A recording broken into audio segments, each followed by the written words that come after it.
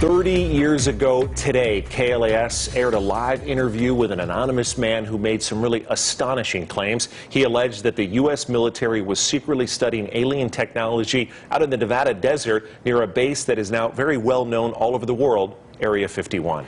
A lot has changed in the decades since Bob Lazar first told this wild story. The Pentagon recently admitted that it really has been secretly studying UFOs and then it wanted to figure out and duplicate that technology. George Knapp looks back at that 1989 interview that started a whole new conversation. It's totally impossible. The propulsion system is a gravity propulsion system. The power source is an antimatter reactor. This technology does not exist at all. The claims sounded like Hollywood sci-fi. Months later, when his identity was revealed, Bob Lazar said he worked at a secret facility near Groom Lake, where alien technology was being reverse engineered, that is, taken apart to figure out how it worked and whether the Pentagon could duplicate it. This is the simple drawing he made at the time. Here now I had access and was permitted to view and look at the operation of this main level with the gravity amplifiers and the level below. The premise seems less preposterous now. In a new documentary about Lazar, he describes in detail the spacecraft he worked on 30 years ago.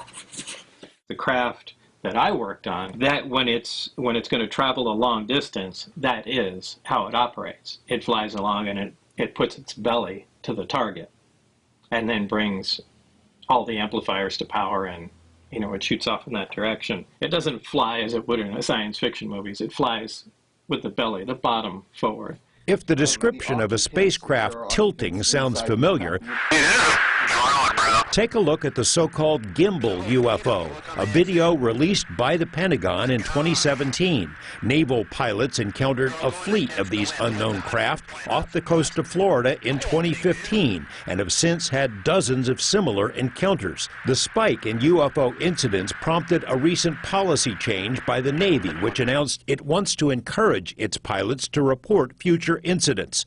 Pentagon officials reluctantly admitted to the New York Times 17 months ago that the military has secretly studied UFO incidents, in part so it might figure out the technology. In the Gimbal video, there's a mechanistic turn against the wind without deceleration.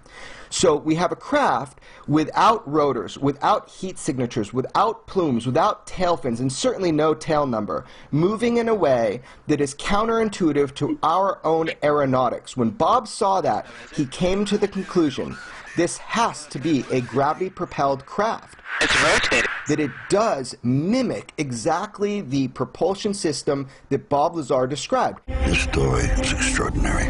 Jeremy Corbell directed the Lazar documentary, but he also broke the story about another now famous UFO incident, the 2004 Tic Tac encounter. The Navy pilot who engaged the Tic Tac, Black Aces commander Dave Fravor, has said he doesn't believe the astonishing craft was made on Earth, that the propulsion might be anti-gravity.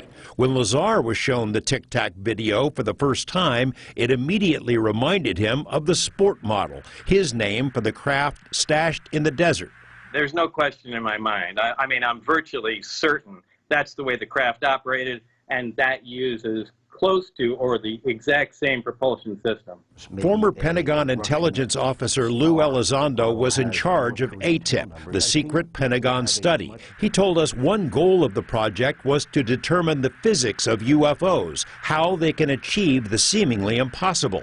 The military came to believe the craft relied on special metamaterials, stuff that can't be made with known technology. Lazar made similar claims decades ago and was ridiculed. Now the Pentagon is on the same page. Where the study of UFOs did not end in 1969 with Project Blue Book. In fact, that was a lie, and it is now an admitted lie by our own Pentagon. We are living in a world where it is understood that there are craft technologically advanced from unknown origin that are performing maneuvers that far exceed anything of human technology.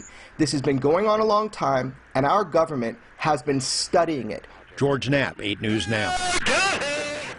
As always, we have posted additional links and resources connected to this story on our website, including news reports from our archives.